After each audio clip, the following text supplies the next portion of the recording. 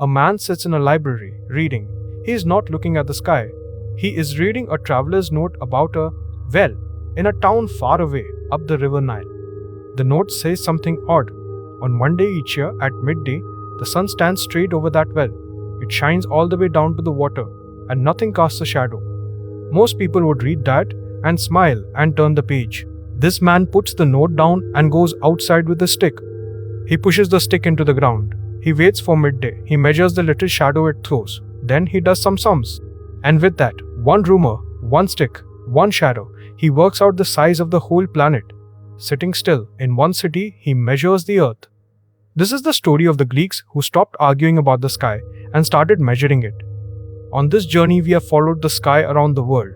First, people simply noticed it. Then Mesopotamia wrote it down on clay. Babylon learned to predict it. Egypt built its whole world around it. India turned it into mathematics without end. China kept its long watch, night after night, for 3,000 years. India again wove the star map into everyday life. And across the ocean, completely alone, the Maya built calendars that outlived their own cities. And last time, Greece did something new. The Greeks drew the heavens as a machine, made of shapes and reasons, and dared each other to break the drawing. But a drawing is only an idea. Two beautiful drawings can disagree with each other, and the sky will not tell you which one is lying. To settle it, somebody has to put a number on the world, not what shape is it, but how big is it, how far, how bright, how slow. That is what the two men in this episode did, and to do it, they had to invent the tools of measuring itself. Both of them worked in or around one extraordinary city, a brand new city on the edge of Egypt on the coast with a great harbor and a lighthouse, Alexandria. Alexandria had something no city had ever had before, a building where they tried to collect every book in the world. Ships coming into the harbor were searched, not for treasure, for scrolls. Any book found on board was taken away, copied out by hand, and the copy handed back. Think of what sat on those shelves: star lists from Mesopotamia, number tables from Babylon, Egyptian records of the river and the seasons, travelers' notes from everywhere. It was the ancient world's search engine, and the man in charge of it, the chief librarian, is our man with the stick. His name was Eratosthenes. Here is his whole idea. It is so simple you could check it yourself, with a friend, 2 sticks and a phone call. If the ground were flat, then at the same moment, every stick everywhere would throw the same shadow. Same sun, same angle, flat floor. But if the ground is curved, then sticks in different towns are leaning different ways under the sky, and their shadows do not match. So he took his fact from the south. On Midsummer Day at midday, in that town far up the river, a stick throws no shadow at all. The sun is straight overhead. That happens because the town sat right on the line where, once a year, the sun climbs all the way to the top of the sky. For one moment, at one place, everything stands on its own shadow. At that same moment, in his own city on the coast, his own stick did throw a shadow, a short one, but real. He measured how far over the sun was leaning, about 7 degrees, a small tilt out of the full circle of 360, and 7 is roughly 1/50th of a circle. So the slice of world between those two towns is 1/50th of the way around, which means the whole way around is 50 times the distance between the two towns. That is the entire trick.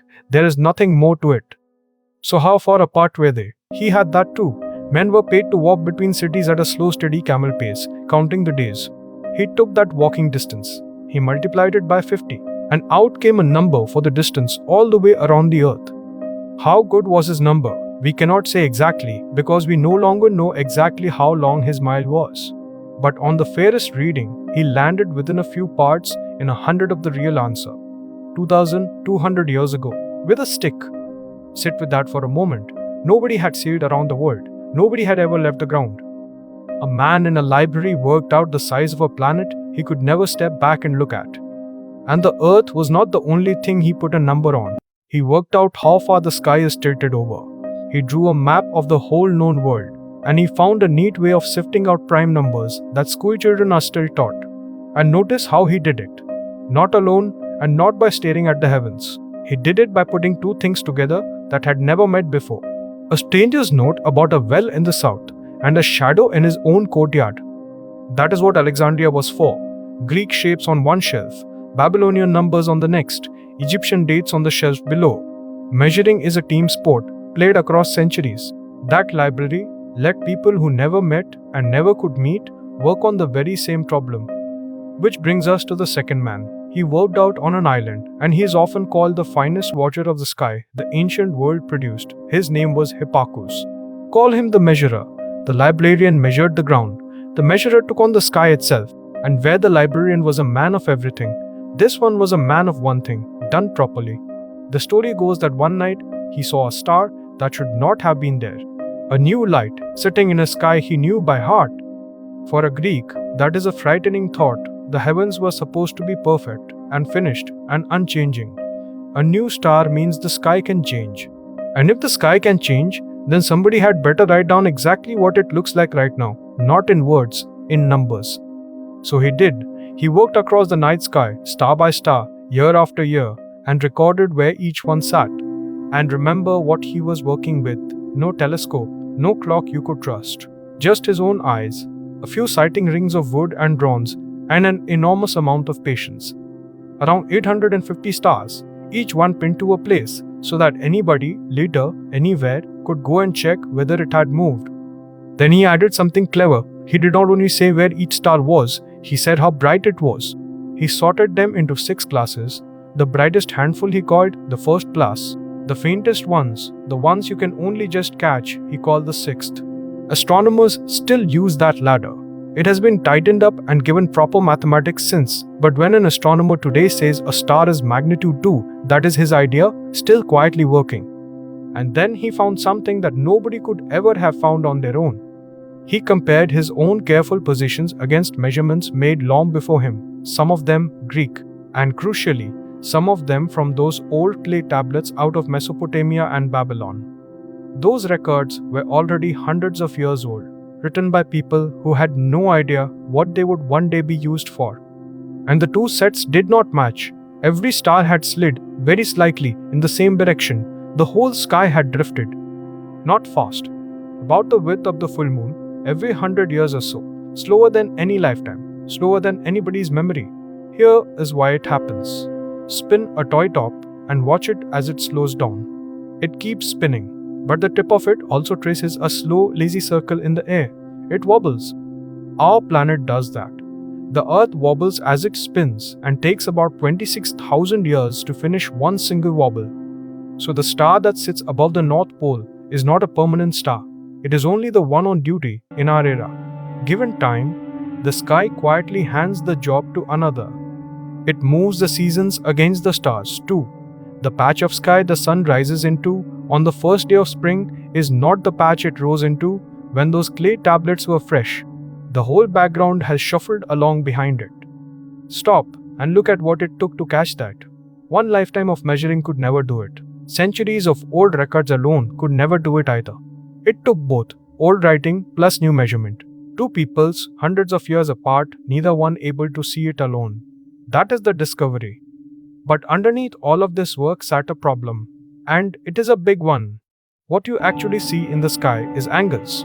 This star is that far across from that one. Nothing up there comes with a ruler attached to it. So how do you turn an angle into a length? You need a way to trade one for the other, reliably every single time. So the measurer built a table. Give it the angle and it gives you back the length. Give it the length and it gives you the angle. Line after line of it, all worked out by hand. That table is the beginning of the mathematics of triangles. We call it trigonometry, which just means triangle measuring. The Greeks started those tables. India, as we saw earlier in this journey, later rebuilt them into something far sharper and carried them onward. And they have never stopped being used. Every phone that knows where it is on the map is doing triangle mathematics to find you. It began as a tool for the sky. One last thing, and this one was pulled out of the sea. In 1901, divers found an ancient shipwreck, and inside it a lump of rotted green bronze. Inside the lump were gears. Dozens of little toothed wheels, cut by hand, fitted together into a machine that you turn with a handle. Turn that handle and it shows you where the sun and the moon will be. And when the darkness is coming, somebody had built the sky out of metal. Nothing that fine would be built again for well over 1,000 years. It is the clearest proof we have that all this measuring was not just talk in a library. They knew the numbers well enough to cut them into bronze. So this is what these people added to our long story. They took the heavens down off the shelf of wonder and laid a ruler across them. The size of the ground under our feet, the place of every star, how bright each one shines, a wobble far too slow to feel, and the mathematics to keep on doing it. And here is the thing people always worry about. Does measuring a thing ruin it? Does putting a number on the stars make them smaller? Look at what actually happened here. Before the measuring, the sky was a beautiful ceiling. Afterwards, the ground was a ball you could size up in your head, the stars were sorted and counted, and the whole sky was turning through a circle longer than every civilization put together. The numbers did not shrink the wonder. The numbers made it bigger. But not everybody wanted a ruler. Between Greece and India stood a great empire that asked the sky a completely different question. Not how big are you, not how far away, but whose side are you on? Next time, Persia. A sky split straight down the middle between light and darkness, where every star is a soldier in a war and looking up at night means choosing a side.